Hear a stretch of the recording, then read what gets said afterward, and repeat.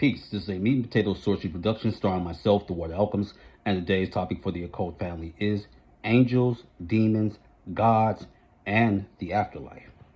So, I have spoken about in past videos a book by Christian mystic Emanuel Swedenborg, and I also have talked about books by Homer and Harriet Curtis.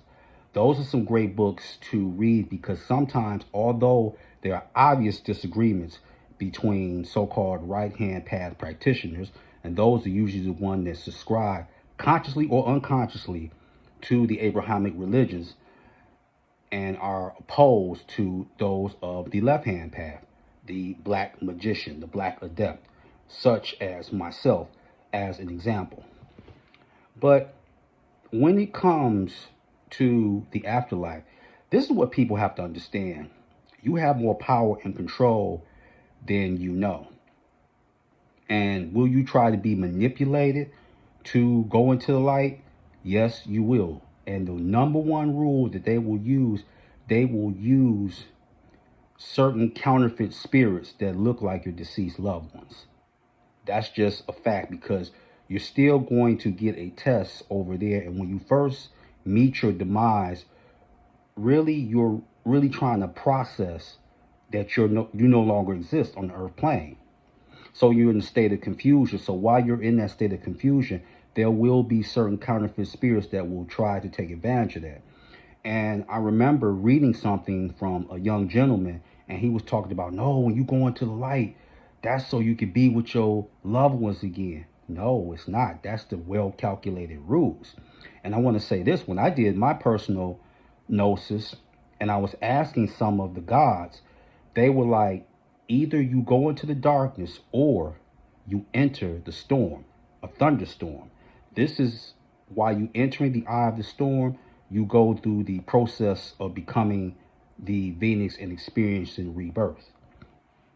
And Swedenborg, when he talked about reincarnation on his website, he's deceased because he was in the 19th century, but it's Swedenborg.com. And he was talking about it. And this is where it gets very, very interesting, family.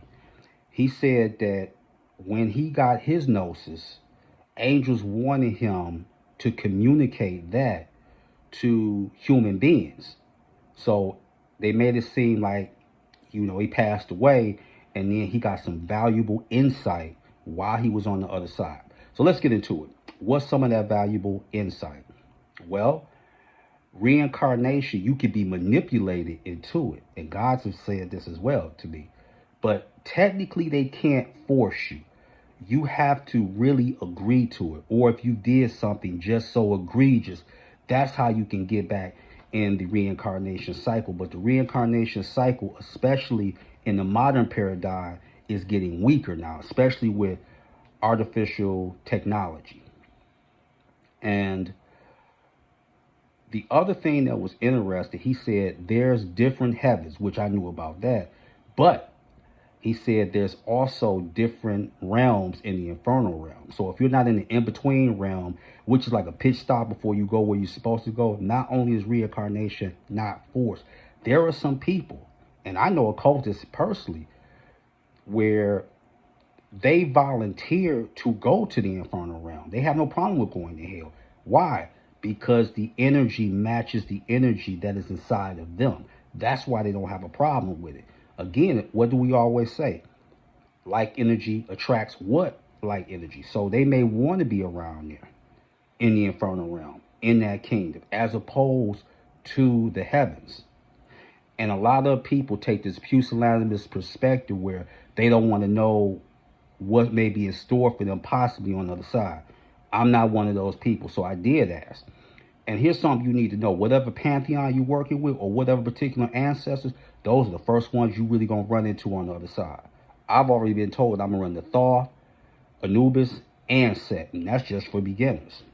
And the ones that you really don't rock with, you're not really going to run into them. That's just a fact. And there are occultists that already say, when I die, I know I'm going to become a demon. So you can't get some understanding of what you will become on this path. You will get that, whether people want to know, don't want to know, somewhere in the middle. And there's a ritual that you can do to the egregore, but he's talked about in the King James Bible.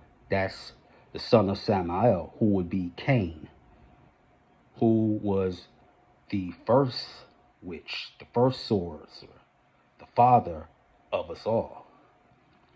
And Cain can help you if you want to become that, if you want to become a daemon. Just like you could get help from angels, but angels, people get this thing of that they got to do exactly what they told by Jehovah. No.